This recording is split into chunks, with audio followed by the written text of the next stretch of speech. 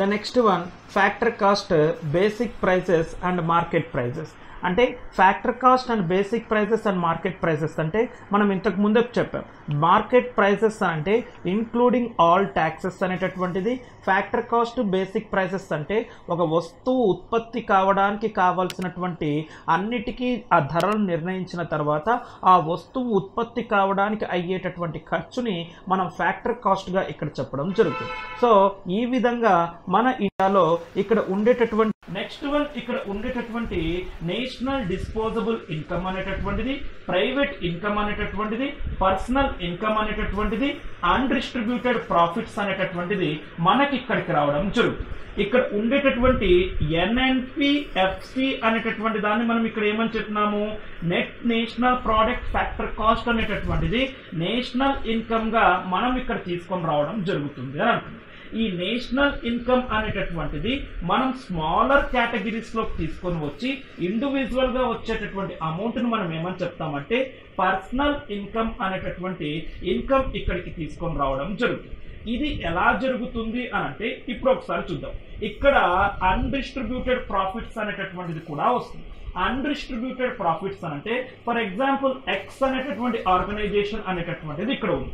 ఈ ఎక్స్ అనేటటువంటి ఆర్గనైజేషన్ అనేటటువంటి దాన్ని ఇక్కడ ఉన్నప్పుడు ఇక్కడ ఏం చేస్తుందంటే ఈ సంస్థకి ఒక 100 రూపాయల ప్రాఫిట్ వచ్చిందంటే 20 రూపాయలని ఇక్కడ సైడ్ పెట్టేసి రిమైనింగ్ 80 రూపీస్ అనేటటువంటిది ఈ ఎక్స్ అనేటటువంటి కంపెనీలో వాటాదారులు ఎవరైతే ఉంటారో ఆ వాటాదారులకి 80 రూపాయల ప్రాఫిట్ అనేటటువంటిది పంచడం జరుగుతుంది. ఈ 20 రూపాయలు అనేటటువంటిది డిస్ట్రిబ్యూట్ చేయరు, ఇక్కడ పంచరండి. ఎందుకు అనంటే ఫ్యూచర్ లో ఆ సంస్థని ఇక్కడ ఎక్స్పాన్షన్ చేసేటప్పుడు ఈ యొక్క అమౌంట్ అనేటటువంటిది మనం పెట్టుబడిగా పెట్టుకుందాం, లేకపోతే ఈ సంస్థకి ఏదైనా ఒక సడన్ గా ఏదైనా ఆపద వచ్చినప్పుడు ఈ డిస్ట్రిబ్యూటెడ్ ప్రాఫిట్స్ ఏవైతే ఉంటాయో ఈ ప్రాఫిట్స్ నుంచి మనం వీటిని యూజ్ చేసుకుందాం అన్న కాన్సెప్ట్ తో ఉంటారు. సో పర్సనల్ ఇన్కమ్ అనేటటువంటిది మొత్తం నేషనల్ ఇన్కమ్ నుంచి అన్డిస్ట్రిబ్యూటెడ్ ప్రాఫిట్స్ అనేటటువంటిది. నెక్స్ట్ వన్ ఇక్కడ వచ్చేటటువంటి net interest payments made by house holds అనేటివి, కార్పొరేట్ ట్యాక్స్ అనేటటువంటిది, ట్రాన్స్ఫర్ ఆఫ్ పేమెంట్స్ అనేటటువంటిది గవర్నమెంట్ అండ్ ఫార్మ్స్ కి ఇచ్చేటటువంటి దాన్ని. ఇవన్నీ వద్దండి, మనం డైరెక్ట్ గా చెప్పేటటువంటిది ఏంటి అని అంటే పర్సనల్ ఇన్కమ్ అనేటటువంటిది నేషనల్ ఇన్కమ్ అనేటటువంటి దాని నుంచి అన్డిస్ట్రిబ్యూటెడ్ ప్రాఫిట్స్ అనేటటువంటి దాన్ని మనం ఇక్కడ మైనస్ చేసామంటే మనకి ఇక్కడ వచ్చేటటువంటి దాన్ని మనం ఏమని చెప్తాము అని అంటే ఇక్కడ పర్సనల్ ఇన్కమ్స్ గా చెప్పడం జరుగుతుంది. ఈ యొక్క జీడిపి తర్వాత మనం ఇప్పుడు ఇక్కడ ఉండేటటువంటి గ్రాస్ డొమెస్టిక్ ప్రోడక్ట్ అంటే ఏంటి, జీడిపి అట్ ఫ్యాక్టర్ కాస్ట్ అంటే ఏంటి, నెట్ డొమెస్టిక్ ప్రోడక్ట్ అంటే ఏంటి, net domestic at factor cost అనేటటువంటిది కాన్సెప్ట్ ఇక్కడ మనం ఇప్పుడు తెలుసుకోవడం జరుగుతుంది. ఇక్కడ జీడిపి అనేటటువంటిది ఇక్కడ మీకు రావడం జరుగుతుంది. ఈ జీడిపి అనేటటువంటిది ఇక్కడ వచ్చినప్పుడు ఇక్కడ ఏం జరుగుతుంది అనంటే ఇప్పుడు మనం ఏం చేద్దాము అనంటే ఇక్కడ ఉండేటటువంటి ఈ జీడిపి అనంటే మనకు గ్రాస్ డొమెస్టిక్ ప్రోడక్ట్ అంటారు. ఈ గ్రాస్ డొమెస్టిక్ ప్రోడక్ట్ అంటే అకార్డింగ్ టు ద ఎకానమీ ప్రకారం ఒక 1 ఇయర్ కాలంలో అంటే ఒక సంవత్సర కాలంలో మన భారతదేశంలో సాధారణ నివాసుల చేత ఒక సంవత్సర కాలంలో సాధారణ నివాసుల చేత ఉత్పత్తి చేయబడిన అంతిమ వస్తు సేవల యొక్క విలువని మనం ఇక్కడ ఏమని చెప్తామంటే గ్రాస్ డొమెస్టిక్ ప్రోడక్ట్ అని అంటారు. అంటే ఇప్పుడు ఫర్ ఎగ్జాంపుల్ ఇది ఇక్కడ భారతదేశం అని అనుకుంటే ఈ భారతదేశంలో నివసిస్తున్నటువంటి వాళ్ళు అంటే విదేశీయులైనా కానివ్వండి, విదేశీ కంపెనీ అయినా కానివ్వండి, నెక్స్ట్ వన్ ఇక్కడ ఉండేటటువంటి స్వదేశీ కంపెనీ అయినా కానివ్వండి, ఎవరైనా సరే భారతదేశం యొక్క భూభాగంలో ఒక సంవత్సర కాలంలో ఉత్పత్తి చేయబడినటువంటి మొత్తం వస్తువుల వినియోగ అంతిమ వస్తు సేవలండి. ఇక్కడ అంతిమ వస్తు సేవలు అంటే ఫైనల్ గూడ్స్ అంటే మనం ఆల్రెడీ ఇక్కడ ఎక్స్ప్లెయిన్ చేసుకున్నాం. ఈ ఫైనల్ గూడ్స్ యొక్క మొత్తం ఉత్పత్తిలోని మనం దాని వాల్యూని తీసుకున్నాము అని అంటే ఈ వాల్యూ వచ్చేటటువంటి దాన్ని మనం ఇక్కడ ఏమని చెప్తాము అని అంటే వాటిని మనం జీడిపిగా గ్రాస్ డొమెస్టిక్ ప్రోడక్ట్ గా ఇక్కడ చెప్పడం జరుగుతుంది. సో గ్రాస్ డొమెస్టిక్ ప్రోడక్ట్ అంటే ఒక సంవత్సర కాలంలో భారత భూభాగంలో ఉత్పత్తి చేయబడినటువంటి అంతిమ వస్తు సేవల యొక్క మొత్తాన్ని మనం ఇక్కడ ఏమని చెప్తాము అంటే డొమెస్టిక్ ప్రోడక్ట్ అనేటటువంటిది చెప్తాం. ఇక్కడ gross domestic product at market prices ఉంటుంది, gross domestic product at factors cost అనేటటువంటిది ఇక్కడ మీకు రావడం జరుగుతుంది. అంటే ఇక్కడ ఉండేటటువంటి ఈ జీడిపి C+I+G X-M అనేటటువంటిది ఉంటుంది. వీటి గురించి మనం ఇక్కడ నెక్స్ట్ వచ్చేటటువంటి చాప్టర్స్ లో మనం ఇంకా అప్డేటెడ్ వర్షన్స్ దీని గురించి ఇంకా క్లారిటీగా తెలుసుకోవడం జరుగుతుంది. ఇది ఫండమెంటల్ పార్ట్ కాబట్టి ఇక్కడ వరకే మనం చెప్పడం జరుగుతుంది. సో ఇక్కడ ఫ్యాక్టర్ కాస్ట్ అనేటటువంటిది ఇక్కడ చూద్దాం. ఫర్ ఎగ్జాంపుల్ ఇప్పుడు ఒక ఏంటి అని అంటే ఇప్పుడు ఒక సెల్ ఫోన్ అనేటటువంటిది తయారైంది అని అనుకుందాం. ఈ సెల్ ఫోన్ తయారు కావడానికి అక్కడ ఉండేటటువంటి లేబర్కి, తర్వాత అక్కడ ఉండేటటువంటి ల్యాండ్కి, తర్వాత అక్కడ ఉండేటటువంటి సర్వీసెస్కి, తర్వాత అక్కడ ఉండేటటువంటి ఇన్వెస్ట్మెంట్కి ఇంట్రెస్ట్, వీటన్నింటినీ పే చేసేసుకుంటే ఆ సెల్ ఫోన్ తయారవ్వడానికి అయినటువంటి కాస్ట్ని మనం ఏమని చెప్తాము అని అంటే 500 రూపాయలు అయ్యింది అని అనుకుందాం. గవర్నమెంట్ ఆఫ్ ఇండియా ఇక్కడ ఏం చేస్తుంది అని అంటే నువ్వు మా ఇండియాలో సెల్ ఫోన్ ట్యాక్స్ చేసినందుకు ఒక 30 రూపాయలు అనేటటువంటిది మేము ట్యాక్స్ వేస్తాము అని చెప్పేసి అని అంటారు. సో ఇప్పుడు మొత్తం ఎంత అయింది? 530 రూపాయలు అయ్యింది. ఇప్పుడు ఎంఆర్పి అనేటటువంటిది మనం ఎంత డిసైడ్ చేస్తాము? ఇక్కడ 530 రూపాయలు ఇక్కడ తయారు అవ్వడానికి అయినటువంటి కాస్ట్ 500 రూపాయలు. ఇక్కడ అయినటువంటి మొత్తం ఇక్కడ ట్యాక్స్ ఎంత వేస్తున్నారు? 30 రూపాయలు వేస్తున్నారు. ఇక్కడ మనం ఎంఆర్పి అని అంటే దాని మీనింగ్ ఇక్కడ ఏం చేస్తామండి?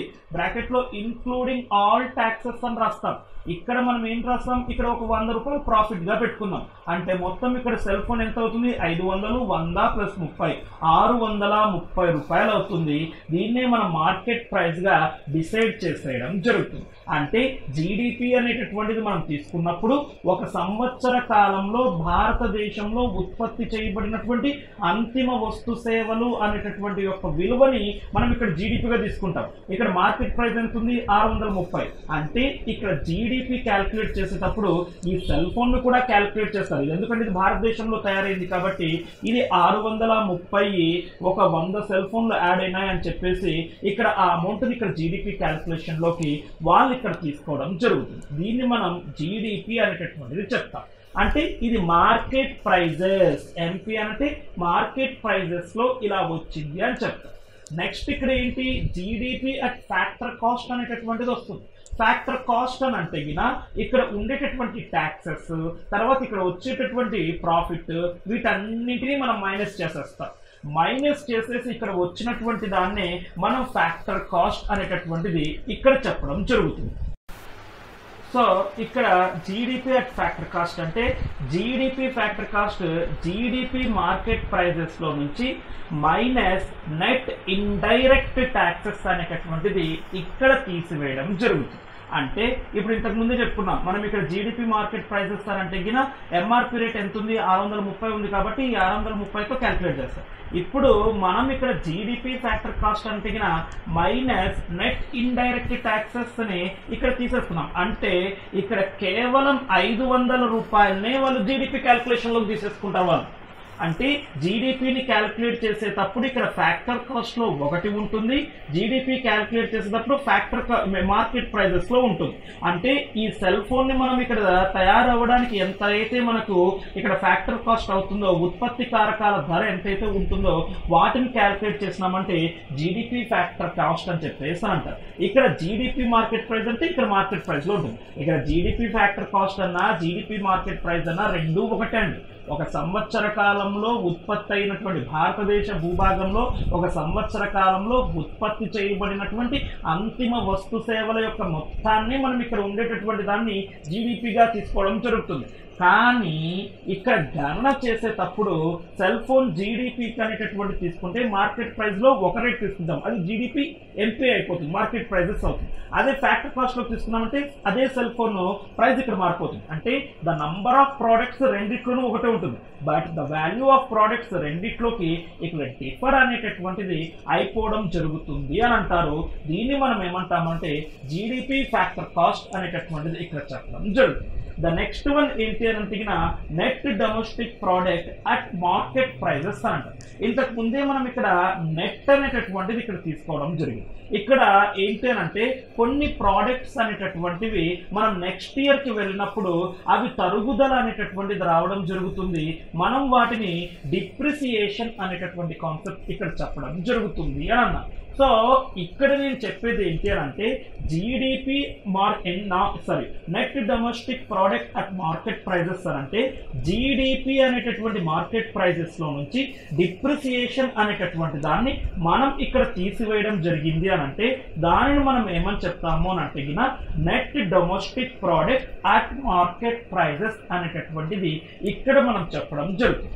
అదే విధంగా ఎన్డిపి అట్ ఫ్యాక్టర్ కాస్ట్ అని అంటే దాని మీనింగ్ ఏంటి అని అంటే సేమ్ ఇదే కాన్సెప్ట్ లో ఇక్కడ ఎన్డిపి ఫ్యాక్టర్ కాస్ట్ అంటే ఎన్డిపి అనేది ఇక్కడ ఏమొస్తుంది అని అంటే NDP market prices minus net product indirect taxes అనేటటువంటి దాన్ని మనం ఇక్కడ తీసేసినాము అని అంటే మనకి ఇక్కడ ఉండేటటువంటి ఎన్డిపి నెట్ ఇక్కడ net domestic product at factor cost అనేటటువంటిది ఇక్కడ రావడం జరుగుతుంది. ఇక్కడ మనం క్యాల్కులేట్ చేసేటప్పుడు మార్కెట్ ప్రైస్ తీసుకుంటే అది ఎన్డిపి ఎంసీ అవుతుందండి. అదే ఇక్కడ ఫ్యాక్టర్ కాస్ట్ తీసుకున్నామంటే ఎన్డిపి ఎఫ్సి అనేటటువంటిది మనకి ఇక్కడ అవ్వడం జరుగుతుంది. సో ఇది ఇక్కడ ఉండేటటువంటి GDP market price, next GDP factor cost, తర్వాత ఎన్డిపి మార్కెట్ ప్రైస్, తర్వాత ఎన్డిపి ఫ్యాక్టర్ కాస్ట్ అనేటటువంటిది మనకు ఇక్కడికి రావడం జరుగుతుంది. సో ఇన్కమ్ లో ఉండేటటువంటి జీడిపి, జిఎన్పి, తర్వాత నెక్స్ట్ ఇక్కడ వచ్చేటటువంటి NDP, NNP, factor cost, market prices అనేటటువంటిది ఇక్కడ మనకి ఇక్కడికి రావడం జరుగుతుంది. ఈ కాన్సెప్ట్ ని ఇలా మనం ఇక్కడ క్యాల్కులేట్ చేసి తెలుసుకోవడం జరుగుతుంది. ఇవన్నీ కూడా నేషనల్ ఇన్కమ్ కి సంబంధించినటువంటి ఫండమెంటల్ పార్ట్స్ గా మనం ఇక్కడ తీసుకోవడం జరుగుతుంది. సో ఇక్కడ కమింగ్ సెషన్స్ లో వీటి గురించి ఇంకా ఎక్కువ ఎలాబొరేట్ గా మనం తెలుసుకోవడం జరుగుతుంది. Thank you. నెక్స్ట్ వన్ ఏంటి అని అంటే gross national product at market prices, gross national product at factor cost, net national product at market prices, net national product at factor cost అనేటటువంటిది మీకు ఇక్కడికి రావడం జరుగుతుంది. సో ఇక్కడ net factor income from abroad అనేటటువంటిది మనకి ఇక్కడికి రావడం జరుగుతుంది. సో ఇక్కడ జీడిపి అంటే ఏంటి, ఇండియా అనేటటువంటి ఈ కంట్రీలో ఇక్కడ ఎవరైతే ఇక్కడ వర్క్ చేస్తుంటారో, ఎవరైతే సర్వీసెస్ కానీ ఇక్కడ మ్యానుఫ్యాక్చరింగ్ చేస్తుంటారో వాళ్ళందరినీ మనం ఇక్కడ ఉండేటటువంటి ఈ జీడిపి అనేటటువంటి ఈ కాన్సెప్ట్ లో తీసుకోవడం జరుగుతుంది. ఇప్పుడు భారతీయులు అనేటటువంటి వాళ్ళు మన భారతదేశంలోనే కాకుండా అమెరికాలో కూడా సర్వీసెస్ చేస్తుంటారు, నేపాల్లోనూ సర్వీసెస్ చేస్తుంటారు, అమెరికన్స్ అనేటటువంటి వాళ్ళు ఇండియాలోనూ కొన్ని రకాలైనటువంటి ప్రోడక్ట్ యాక్టివిటీస్ లో చేస్తుంటారు. తరువాత నెక్స్ట్ ఇక్కడ వచ్చేటటువంటి నేపాలీస్ మన భారతదేశంలో పనిచేస్తూ ఉంటారు, శ్రీలంకీయులు అనేటటువంటి వాళ్ళు ఇక్కడ ఉండేటటువంటి ఈ భారతదేశంలో పనిచేస్తూ ఉంటారు. అంటే విదేశీయులు మన భారతదేశంలో ఉత్పత్తి కార్యక్రమాల్లో పాల్గొంటున్నారు.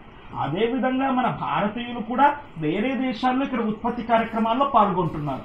వీళ్ళ రెండింటినీ మనం తీసేసాం. అంటే ఇప్పుడు for example net factor income from abroad అనేటటువంటిది ఎలా వస్తుంది అని అంటే మన భారతదేశంలో ఎవరైతే ఇక్కడ విదేశీయులు ఇక్కడ వర్క్ చేస్తూ ఉంటారో వాళ్ళు ఎంత ఆదాయాన్ని ఆర్జిస్తున్నారో మనం వాటిని ఎక్స్ అనుకుందాం. అదే విధంగా భారతీయులు విదేశీ గడ్డల మీద ఇక్కడ వ్యాపార కార్యక్రమాలు లేకుంటే మ్యానుఫ్యాక్చరింగ్ కార్యక్రమాలలో ఇక్కడ పాల్గొంటే వాళ్ళు కూడా ఇక్కడ ఇన్కమ్ అనేటటువంటి జనరేట్ చేయడం జరుగుతుంది. మనం వాటిని ఎం అని అనుకుందాం.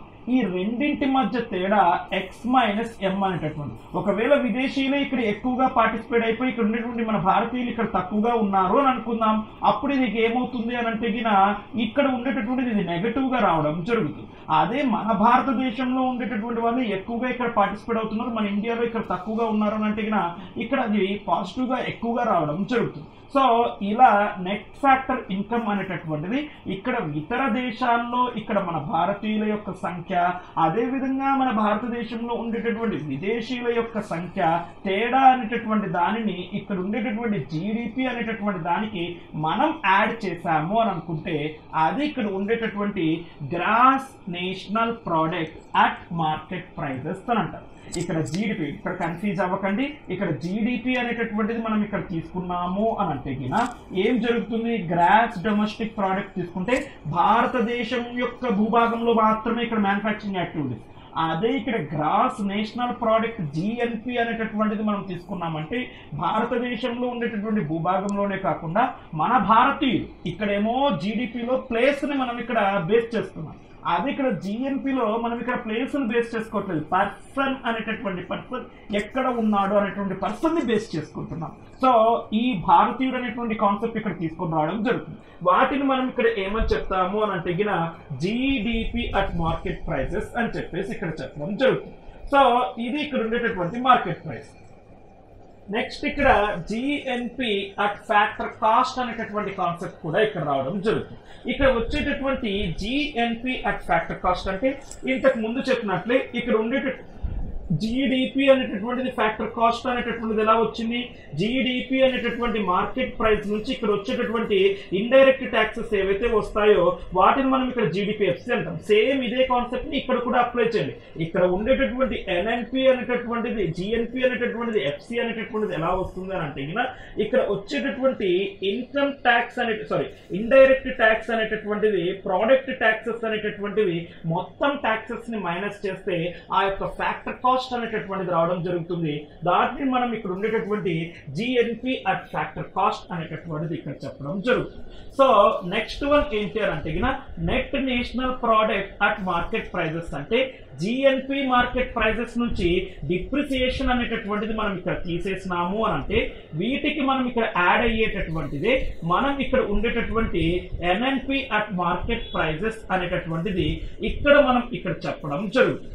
నెక్స్ట్ వన్ ఏంటి అని అంటే డిప్రిసియేషన్ అనేటటువంటిది మైనస్ చేస్తే ఈ యొక్క జిఎన్పి మార్కెట్ ప్రైజెస్ కి మనం డిప్రిసియేషన్ ని మైనస్ చేస్తే ఇక్కడ net national product at market prices అనేటటువంటిది మీకు ఇక్కడ రావడం జరుగుతుంది. అదే విధంగా ఎన్ఎన్పి అట్ మార్కెట్ ప్రైజెస్ అంటే ఎన్డిపి ఎంపీ నుంచి ఇక్కడ నెట్ ఫ్యాక్టర్ ఇన్కమ్ అబ్రాడ్ ని మనం యాడ్ చేసినాము అంటే అది ఎన్ఎన్పి మార్కెట్ ప్రైస్ అనేటటువంటిది ఇక్కడ మీకు రావడం జరుగుతుంది. సో అదే విధంగా ఇక్కడ ఉండేటటువంటి ఎన్ఎన్పి అట్ ఫ్యాక్టర్ కాస్ట్ అని అంటే ఇక్కడ ఉండేటటువంటి ట్యాక్సెస్ ని మనం మైనస్ చేసినామంటే అది ఇక్కడ ఉండేటటువంటి ఎన్ఎన్పి అట్ ఫ్యాక్టర్ కాస్ట్ అనేటటువంటిది మీకు ఇక్కడికి రావడం జరుగుతుంది. సో ఇక్కడ ఉండేటటువంటి కాన్సెప్ట్ ఏంటి అని అంటే ఇక్కడ మనం క్యాలిక్యులేట్ చేసుకునేటటువంటి రేట్ ని బట్టి మార్కెట్ ప్రైజెస్ తర్వాత ఫ్యాక్టర్ కాస్ట్ అనేటటువంటిది మీకు ఇక్కడికి రావడం జరుగుతుంది.